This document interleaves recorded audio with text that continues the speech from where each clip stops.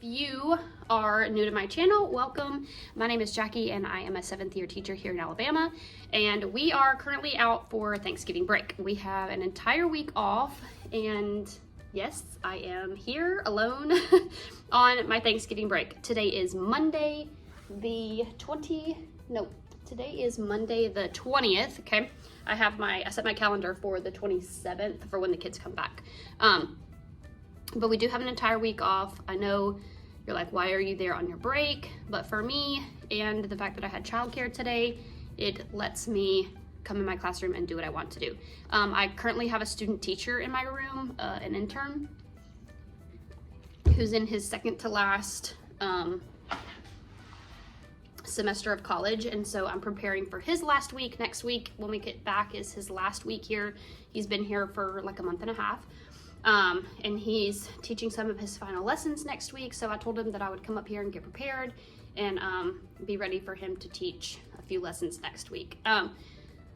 But if I don't do it now, then I'm going to save it for the Sunday before we come back, and there's just no point. So here I am. I enjoy being in my room, especially when I can be in here alone and get all the things, and it gave me a chance to film. So yeah, so I am just setting up, getting ready so that I can look at my lesson plans and get my PowerPoints and things ready for next week.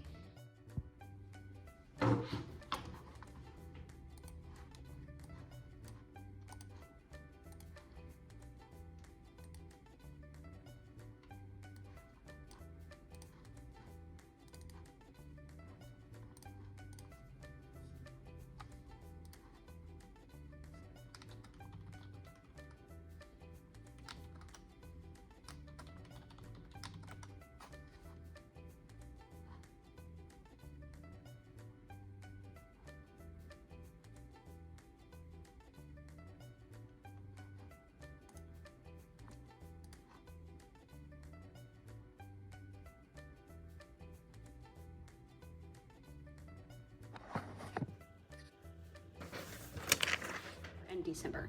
I am currently trying to use some of my state classroom money, and we have a website called Class Wallet, and it's pretty much so that our bookkeeper, like all of our class, like state money is on here, and it's pretty much so our bookkeeper doesn't have to place all of our orders for us, because before we had to fill out a PO and then she would have to submit the orders for us. So this website allows us to place our own orders, and it submits it straight to our bookkeeper and our principal, and they can approve it for us, and then they just have to, with the click of a button, all the order is placed. So there's lots of good things on this, like vendors on this website. There's some ink vendors, there's a few like just classroom resource vendors, there's Amazon, Lakeshore Learning, a few that I've never heard of, a lot of like arts and craftsy type things, Kaplan, Early Learning. So besides Amazon and some of the more obvious ones, if there are any websites that you really like to purchase from, please let me know, because I don't typically stray from Amazon when I am purchasing with my state money, because it's just easier to go straight to Amazon. So that is what I'm going to do, because I am going to purchase some 3-drawer carts for the insides. Like right here it makes a C, like these are in a C shape. So I'm just going to stick a 3-drawer cart in there, and they're going to keep all of their belongings in there. I have like a 20-drawer cart that each one of them pull out, and it's not the best use of space because we don't access those materials like on a daily basis. There's a notebook, they have a notebook in there. They have, they have a notebook in there, they have their handwriting book in there, and some of them keep their classroom library books in there. Not their library books that they got from the actual library, because those go home with them, but the books that they borrow from my library. So I wanted to, I'm also going to order a bookshelf. I wanted to just kind of see if that was going to work, but since we don't actually use those materials very often,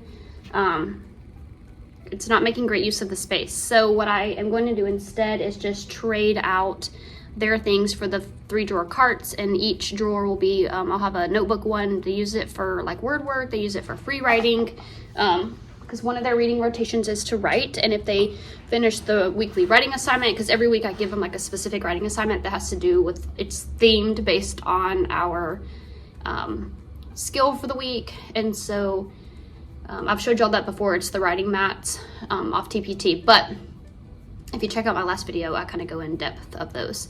But anyway, if they finish that, then they just get to free write in their journal. That just keeps them writing. And so the notebook will be in there. They'll have a drawer for notebooks, and they'll have a drawer for their handwriting books. And then they also have try it, fix it boards, like menu boards. I'll show you one.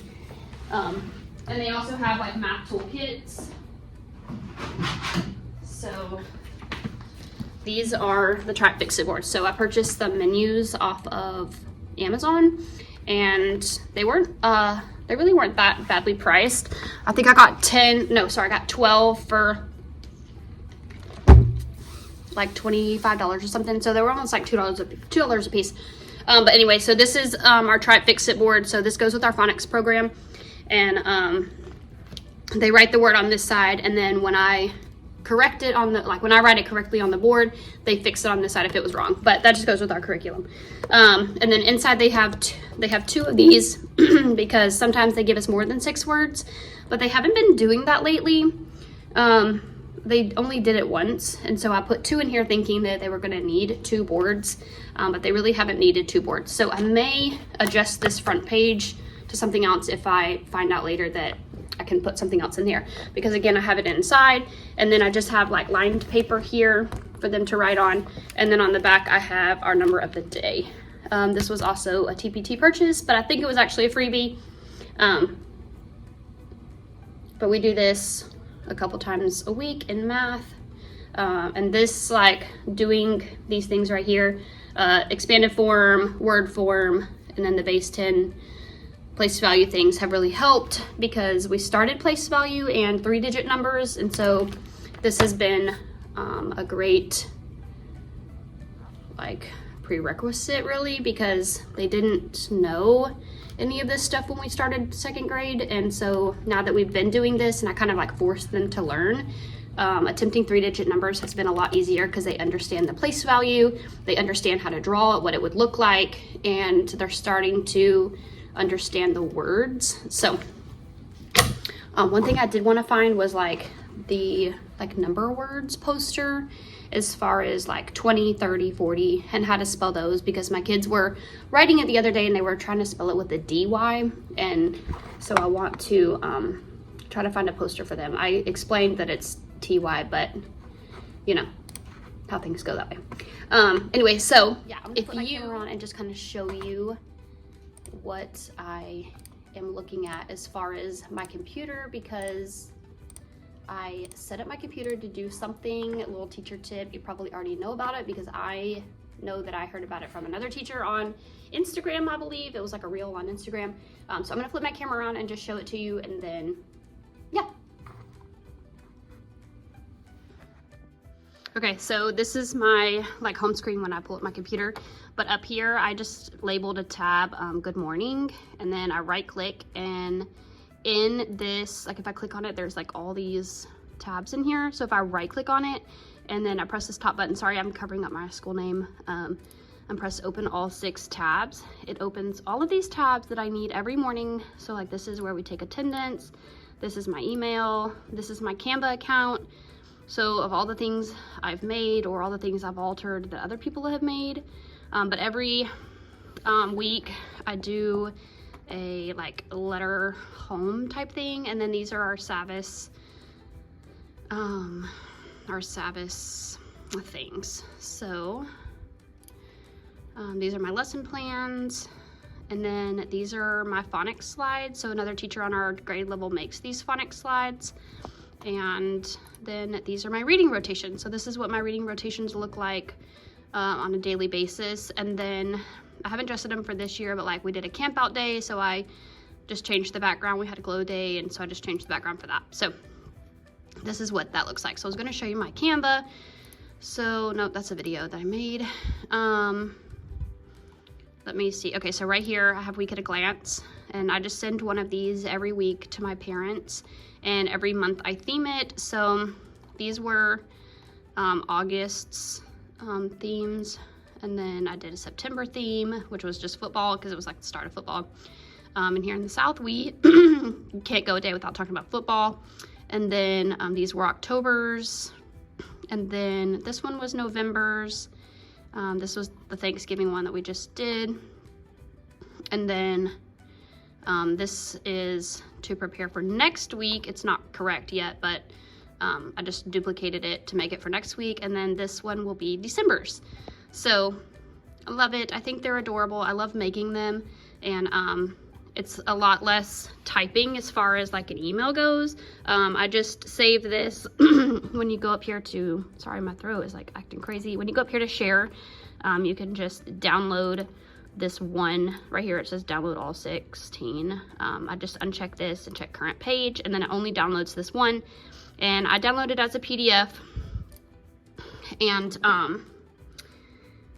then I downloaded it as a JPEG, and then I just insert that JPEG into my email, and then I just send out this email. So, and I attach it, or like I type out anything else that needs to be attached to it. These are for our Savvis program. We teach Savvis is for our literacy program. So I just went in and made all these slides. And each week I change them based on the story. So this one was about apples, so the background, or it was about an apple tree, so the background is about apples. This was our latest one. If you do Savvis, it was Unit 3, Week 2, our traditions. The only thing I started doing, so like these are like the workbook pages, so I put them up there so they can see where we're at. The only thing I started doing was putting in our vocabulary and attaching pictures so that they would kind of get a better idea for our pictures. But here's the story. I thought about putting these on TPT, but I don't know if I can because the story comes, like the pictures are from, like they're not my pictures, you know what I mean? So like this is the check understanding, and then I redo it based on what we do in Savvis. So like day 3, we underline certain parts of the story based on whatever's over here in the close read notes. And then day 4, we kind of do the same thing, but we're looking at a different topic. And so day 4 is highlighting the close read notes. So some close read notes are vocabulary, some close read notes are highlight, some close read notes are underline. Like right here, it was author's purpose, and you're supposed to underline, so that was day 3. Anyway, and then I go to day 5, and it's the assessment. So like if I click on the assessment and follow the link, then it takes me to the Savvis page where I can log in with my district. So I enjoy making these. I make them for my entire team, and my entire team uses them. But yeah, so I make one of them every week. So I thought I would get a jump start on that, but it's a lot easier to do on my home computer than it is on this one because I have to like screenshot a bunch of stuff off of the Savvis website. But yeah, so pro tip is to save all your things under one tab and then open all 6. And when you get here in the morning, everything you need will open at once, and I don't have to like log into each thing because half the time I forget. Another thing that we do every day that I made is a most common word review. I did just this last week turn it into a Sparkle game, so I don't do that every week, but most common review. And then so I just flip through these words every day before we get started.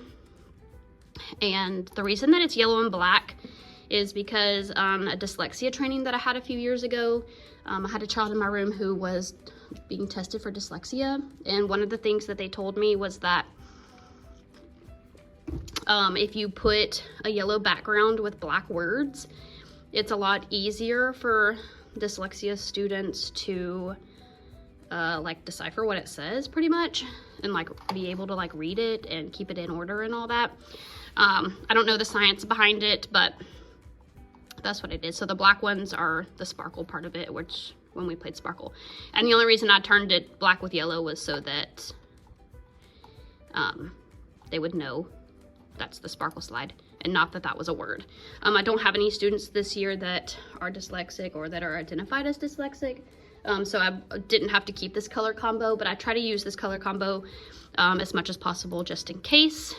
Dyslexia doesn't stand out right away for everybody, so it's just something I like to do. But yeah, it's just a like Google Slides presentation, and so we just flip through this every day before our phonics lesson. So yeah, I just save it down here with our phonics. So here's the lessons. There's not all of them that we have, so we got to get some more made. But I just thought I would show you that. Yeah, so I am going to get started. I was able to stop by Starbucks this morning. I changed my drink of choice this week, and they loaded it up with whipped cream and gave me this giant lid. I don't like whipped cream, but the drink I normally get, which is an iced toffee nut latte, they don't put whipped cream on it, and then when I changed the flavor, it all of a sudden now has whipped cream on it. So, but they didn't ask me if I wanted whipped cream, and I'm not used to telling them I don't want whipped cream because it's not normally on there. So I didn't think to tell them, and it was loaded up with whipped cream. Now, the whipped cream I could have gotten past, it's this lid. For whatever reason, this lid makes me feel like a fatty, and I don't like this lid. I feel like instead of drinking coffee, I feel like I'm drinking dessert, and I don't like it. I don't like the way that it looks. And so I just prefer like a typical lid. Okay, so I'm going to break out my Savvas book, and I'm going to make some anchor charts, type out the questions for my Savvas lesson that go with that, and clean up a little bit. And before this video becomes like an hour long, which I can't promise it won't be, I'm going to, I want to share some of the things that we did this month. And with that, I have some like videos, just like video clips that I took of my classroom and some pictures and things. But it is a lot of information. And so I'm wondering, maybe I should do like a day in the life of like a prep and then do a separate video for, I don't know. You'll know by the time this video comes out what I have chosen to do.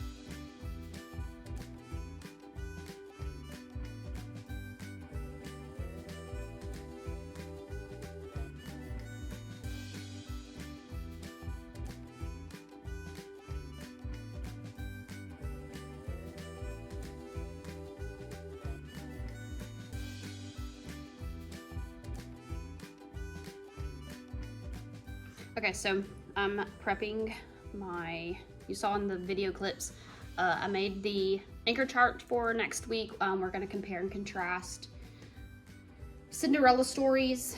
The only thing I don't like about our Savvis program is that it kind of like goes out of order. Like before we used Savvis, we talked about fairy tales, but we did all the fairy tales, and we spent a couple weeks on like all the fairy tales. And so like now we're talking about traditional stories. So we did fables and we did legends, and now we're doing folk tales, and it's gonna use Cinderella as the folk tale. So I don't know if we'll get to any more fairy tales, nor are we calling them fairy tales. I mean, obviously fairy tales and folk tales, they may be the same thing. I don't really know by definition if they're the same thing. But we're going with folktale and the Cinderella stories. So we're doing Interstellar Cinderella, that's a mouthful. And we're doing Cendrillon and Island Cinderella. And then we're gonna compare Interstellar Cinderella to the traditional Cinderella that they're used to. And then the next day we're gonna read Cendrillon and Island Cinderella and compare that to Interstellar Cinderella. So the anchor chart, like what I made, they use sticky notes, and I break them out into groups. So they have 3 groups, 1, 2, and 3, and I leave their groups the same, and then I use these little pocket charts. And so on like day 1, we talk about all the vocabulary, we show pictures of the vocabulary, we define the vocabulary, and then they have a vocabulary workbook page. And so we're gonna so that's day 1. We do all the vocabulary day 1. That doesn't usually take up our whole amount of time. So we can do like some things afterwards if we need to. Just to kind of either get ahead or to catch up or whatever. So then on day 2, we do a first read of the story, and we kind of talk about the story and just kind of talk our way through it. And it's a lot of them listening to me read and following along in their book and circling the vocabulary we do on day 1, but following along in their story because they have the story in front of them. And then on days 3 and 4, we usually do an anchor chart of some sort. So our 2 goals this week, we have like comprehension goals. So our 2 goals this week are compare and contrast and to visualize details. We've done visualizing details like a few times already. So I'm gonna skip that one for this week because there are 2 stories in one. We normally only have 1 story, but we have to read Interstellar Cinderella and we have to read Cendrillon Cinderella and compare both of them. So day 1, instead of doing all of that, and then day 2 doing, which will really be day 3 and day 4, sorry. On day 3, instead of doing all that, and then day 4 visualizing details, I'm gonna do day 1 of Interstellar Cinderella, and then they'll go to their groups. They'll give me 1 sticky note of how it's alike and 1 sticky note of how it's different.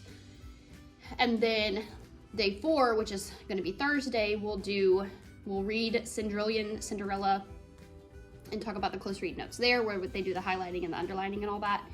And then we will break out into our groups, and then they'll compare and contrast Cendrillon Cinderella to Interstellar Cinderella. But on day 2, when we do the first read and just kind of like talk about the story, they break out into their groups that day also, and they answer the comprehension questions.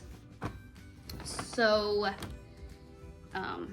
I had kind of decided that this is meant for day 2, like right after the first read they do this, but I had kind of decided that I thought, well, maybe it would be better if we waited on this. And now I'm thinking definitely like if we did this, if I did the first read and the vocabulary on day 1, and then day 2 did a compare and contrast, day 3 did a compare and contrast, day 4 we reread it all and we did these questions, their answers would differ, because like this one says, how are the characters in these versions the same as other versions of Cinderella? And if I only read the stories 1 time, they may not be able to answer that as well as they would if we would have read it like 2 or 3 times by then. It says, what about the Cinderella story makes it a typical folk tale?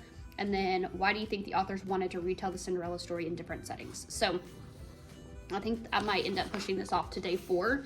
Anyway, but I print these questions off each week like this, and then I slide them in these pocket charts, and they use a dry erase marker in their groups to write the answers down. I don't put the questions in any order. They're obviously in an order in their workbook, but I don't tear out all these workbook pages because trying to get 21 6, 7, 8-year-olds to write the answers to 3 questions, they don't have time to actually answer my questions because they're too busy trying to write. So if they focus on one question and then we come back together and each group shares their answers, we have better conversations instead of me feeling like I'm just doing the work for them. So that's my thoughts behind these. We had a Savage training not that long ago, and this was kind of one of the things she did. She did them on anchor charts, but I already used so much anchor chart paper with doing the graphic organizers at the end. So I used like 1 or 2 anchor chart papers a week doing that, and so I didn't want to use 3 more for this. So then this I can reuse, and when I get done with them, I just take them out. I punch holes in them, and I've put a header at the top so it says like Unit 3, Week 2. So I have this in a binder ready to go for next year, and I'll be able to just change them out.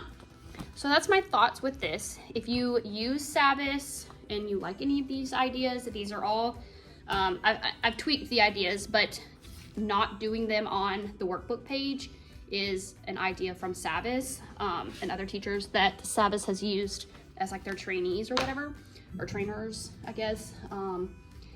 But anyway, I tweaked them. Like I said, she did these, the trainer lady that came to us showed us a video, and the teacher was using these on anchor chart paper, but I don't want to use that much anchor chart paper. So I'm doing them on this. And the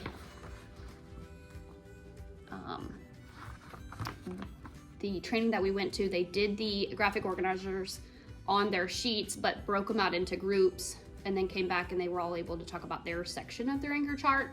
But for my little guys, she was a 4th grade teacher, so for my little guys, I think it's easier to break them out into the groups, do it on a sticky note, come back together, and everybody see it all, instead of just trying to talk about it and having them visualize what it would have looked like on their paper. So I think it's easier like this. Anyway, I love this process. I think it works great, and I'm going to stick with it as long as it is working. So that is prepped. You also saw in my video, like a video clip, I started to prepare my Savvis slide deck, but like I said, it's a lot easier to do on my home computer because I have to screenshot a bunch of things. So I will finish that at my house.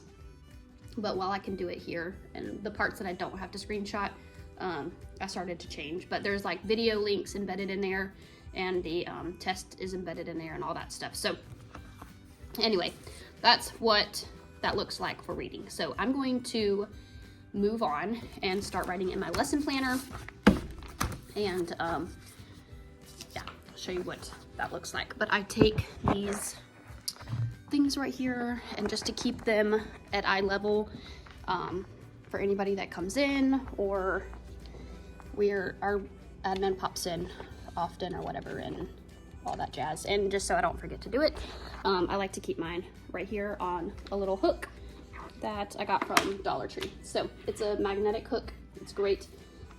Sometimes I print out the anchor chart that goes with the story, but I have not done that for this week, and I don't know that I'm going to, so I'll just leave that right there, and then they'll be ready for us throughout the week.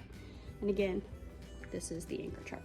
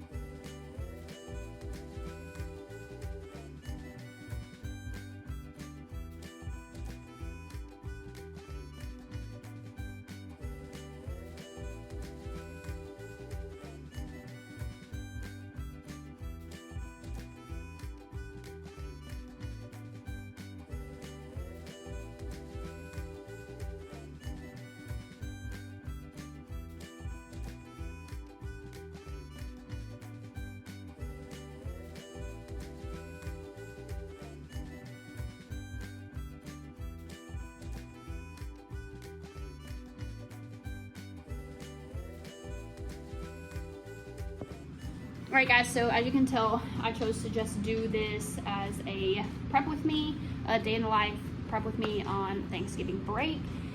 But that is all that I have. That is what I do. I come in, sip on my coffee. I've been here for close to, I don't know, I would say 2 or 3 hours I've been here. I don't spend a ton of time just because I could stay here forever and it will still never get done. But by the time I've spent 8 hours in here and I still have things on my to-do list, it makes me a little bit frustrated. So I would rather just spend a couple of hours and know that I can't get it all done. And that's okay with me. So, but I appreciate you joining me on the day in the life and a day of prep. And we will see you in the next video. Bye for now, guys.